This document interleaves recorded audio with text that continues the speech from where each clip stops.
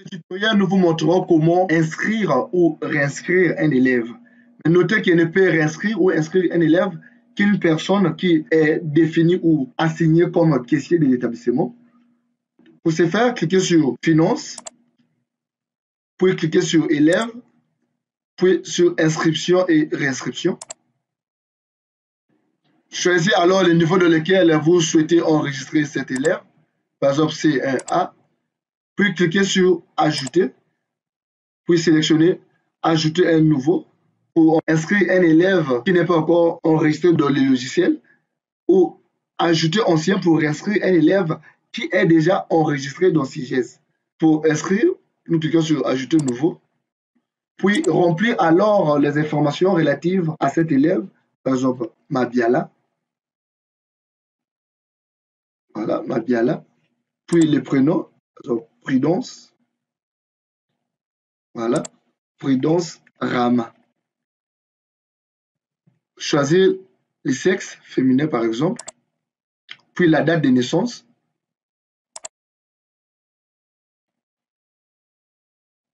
Vous pouvez écrire simplement 4. Le logiciel saura automatiquement que vous voulez écrire, vous souhaitez écrire 2004. Si vous écrivez par exemple 95, vous n'êtes pas obligé d'écrire 1995, il saura automatiquement que vous souhaitez écrire 1995.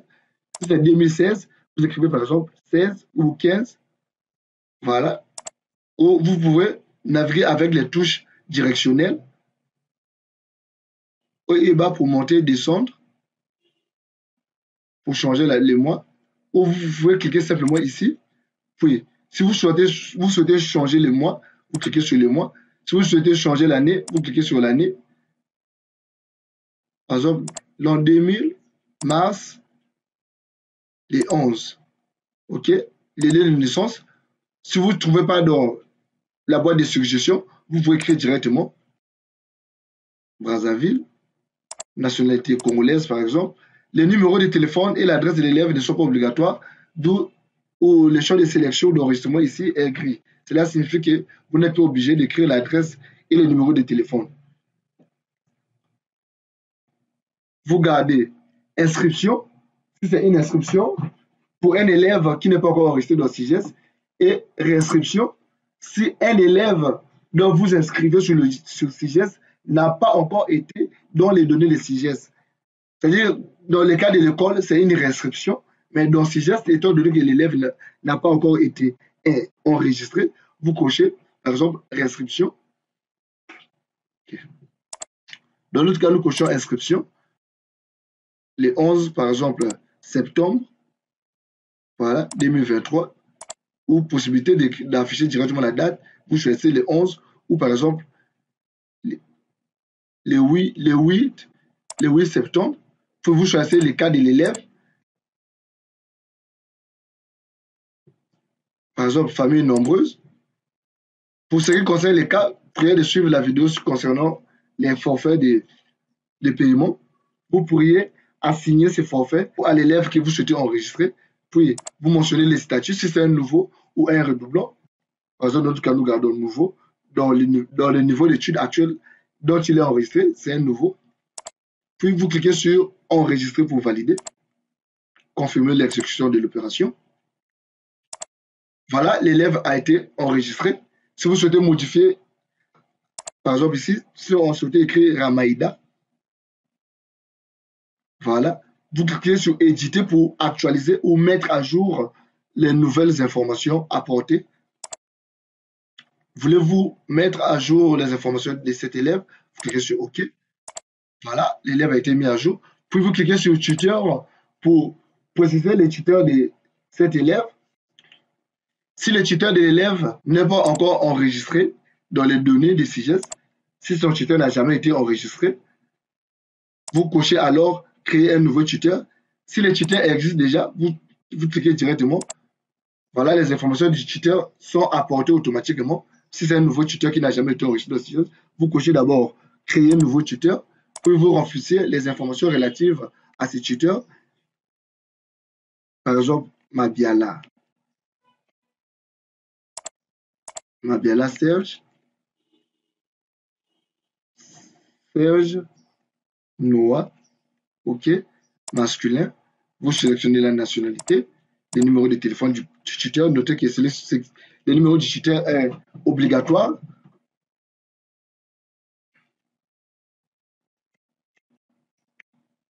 Voilà. L'adresse email ici du tuteur n'est pas obligatoire. Voilà pourquoi le champ est en gris, pour vous préciser que ceci n'est pas obligatoire.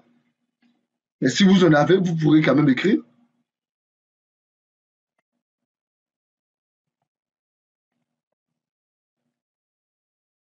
Voilà. Et ici, l'adresse du domicile.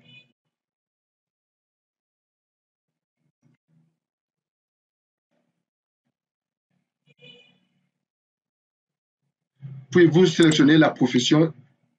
Vous pouvez écrire directement ou choisir dans les champs, par exemple, coordonnées. Puis les liens de service. Les liens de service ici, ce n'est pas l'entreprise dans laquelle la personne travaille, mais plutôt la localité, c'est-à-dire la situation géographique de ces derniers. Par exemple, Brazzaville. Vous pouvez cliquer sur valider. Si le cas est que la personne qui a fait l'inscription a aussi payé les frais de scolarité, pas besoin de sortir, vous venez directement dans frais de collage. Puis, s'il a payé, par exemple, le mois d'octobre en avance, vous sélectionnez octobre, puis vous cliquez sur enregistrer.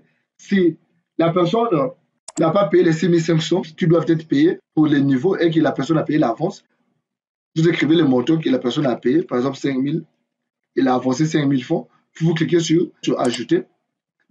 Voulez-vous payer les frais de collage du mois d'octobre de cet élève? Oui. Voilà. Ici, octobre a déjà été payé en avance.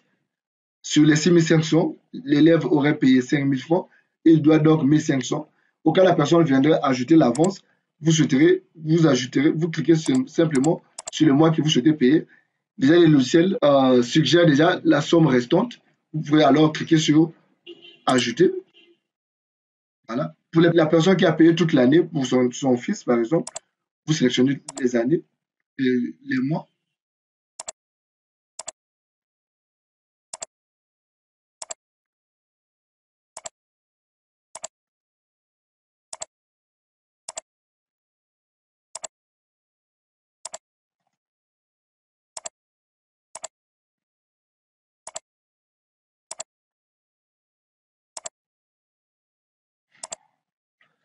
Voilà, si vous voyez symptômes apparaître ici, ne vous inquiétez pas, c'est les frais d'inscription que la personne a payé.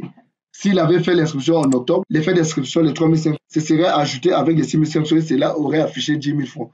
Dans le cas où vous voyez que la somme du mois dans lequel l'élève a été enregistré est exorbitante, ne vous inquiétez pas. Il s'agit juste de la somme des frais de scolarité et c'est de l'inscription ou réinscription.